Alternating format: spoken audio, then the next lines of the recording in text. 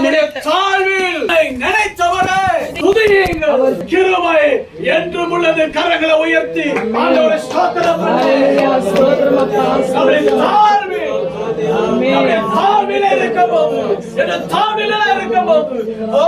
விழுந்து போயிருக்கிறேன். என்னை கவனிக்கார் யாரும் இல்லையா? ஆண்டவரே, கண்ணீரை கண்டவர் யாரும் இல்லை. கண்ணீரை துடைக்க ஒருத்தரும் காண மாட்டேன்றாங்க. இந்த கண்ணீர் எதற்காக கண்ணீர் சொல்லி புரியலையே. என் கணவனுக்கு புரியல, என் மனைவிக்கு புரியல, என் அப்பா அம்மாவுக்கு புரிய மாட்டேன். நான் ஏன் அழுகிறேன்? ஏன் வடைந்து போயிருக்கிறேன்? No one knows why I am crying. Why is this tear? Let anyone know my tears. ஆனா தேவன் அவர் சாதாரணமானவர் அல்ல. தகப்பனுடைய உள்ளம் கொண்டவர் அவர். அவர் உங்களை ஆராய்ந்து பார்க்க வந்திருக்கிறவர் அவர். அவருடைய அன்பில் உங்களை நேசித்தவர். நீங்க பிறக்கிறதுக்கு முன்பாகவே உங்களை பெயர் சொல்லி அழைத்தவர். He knows before you could born. அதனால சொல்லுகிறான், நான் தாழ்வில் இருக்கும்போது உங்களை நான் தூக்கி எடுத்தேன். ஹல்லேலூயா. நான் தாழ்வில் இருக்கும்போது உங்களை தூக்கி எடுத்தேன் என்று சொல்லி இருக்கிறாரே. நீங்க கலங்கிறது ஏன் கலங்கி போறீங்க? இந்த தேவன் உங்களோடு கூட இருக்கும்போது வீணான கண்ணீர் வேண்டாம்ன்ற நானு.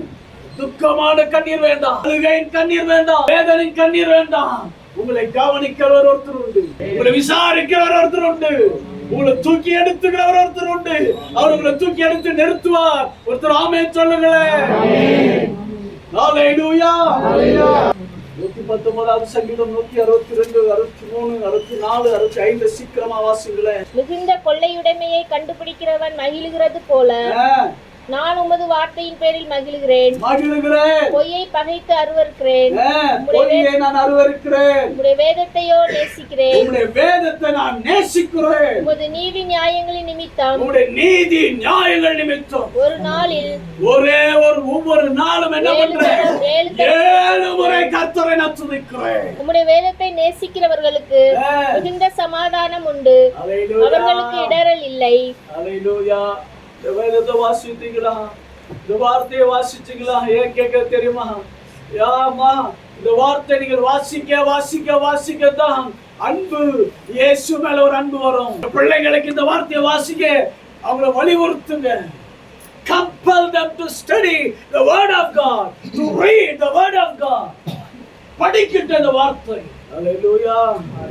வார்த்தை வாசிக்காத வரைக்கும் நீங்கள் அன்பை நீங்கள் கற்றுக் கொடுக்கவே முடியாது.